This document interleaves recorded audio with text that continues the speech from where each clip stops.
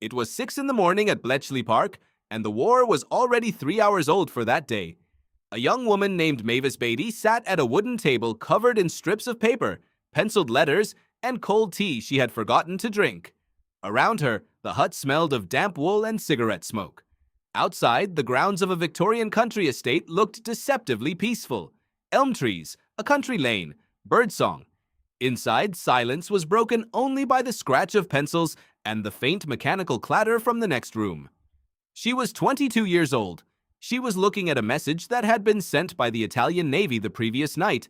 She had no idea yet that decrypting it would help sink 3 Italian cruisers and change the course of the war in the Mediterranean. What was it really like to spend a day as a codebreaker at Bletchley Park? What did it feel like to hold the outcome of a battle in a column of scrambled letters? And how did a group of crossword enthusiasts, linguists, chess champions, and mathematicians become one of the most important weapons the Allies possessed? To understand that, we have to understand the problem they were trying to solve.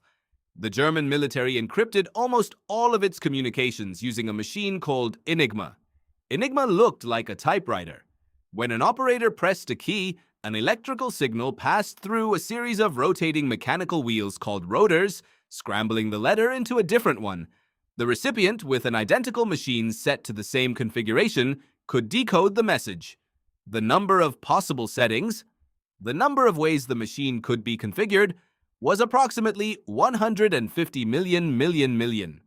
That is not a figure drawn from modern imagination. It comes from the work of mathematician Gordon Welchman, one of the men who would spend years at Bletchley Park trying to tear that number apart. The Germans were certain Enigma was unbreakable. In a practical sense, they were almost right. Bletchley Park, officially known as Government Code and Cipher School, had been quietly assembling an extraordinary group of people since before the war began. In August 1939, with war days away, a group of academics, linguists, and puzzle solvers arrived at the estate for what was officially described as a shooting party. It was not a shooting party. It was a covert recruitment mission. Among those who came was Alan Turing, a Cambridge mathematician who had already published theoretical work about what a computing machine might someday do. He was 27 years old. By the time a codebreaker like Mavis Batey sat down at her table in Hut 9 in 1941, the operation had grown to hundreds of people working in purpose-built wooden huts spread across the estate. It ran 24 hours a day, 7 days a week, in rotating shifts. The day began before the day began. Intercepted messages arrived at Bletchley by teleprinter and dispatch rider from listening stations scattered across Britain, staffed almost entirely by young women from the Women's Royal Naval Service, the Wrens, sitting at radio receivers in windowless rooms, writing down strings of letters they could not understand. Those strings were what reached the wooden desks at Bletchley. A codebreaker's first task was to look for what the codebreakers called a crib.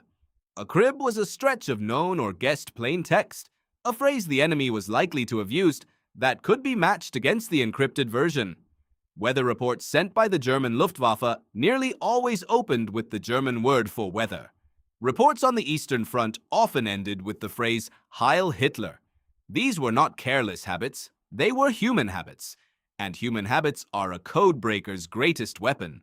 In his memoir, intelligence officer F.H. Hinsley, who later wrote the official British history of wartime intelligence, described the work of finding cribs as something close to inspired guesswork held together by rigorous logic, an art form dressed as mathematics.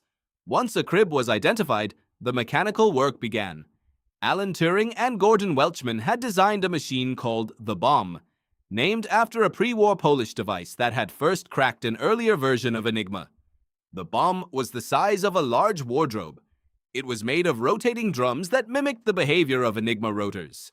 It could test thousands of possible Enigma settings in the time it took a human to sharpen a pencil. The sound of a Bombe running filled a room. Former Wren Diane Payne, who operated the machines, later described it as a rhythmic mechanical churning, almost like the sound of a ship's engine below decks, low and insistent, never stopping. When the Bombe found a possible solution, what the operators called a stop, it did not mean the message was cracked. It meant one more possibility had been identified. Human codebreakers then took that result and tested it by hand against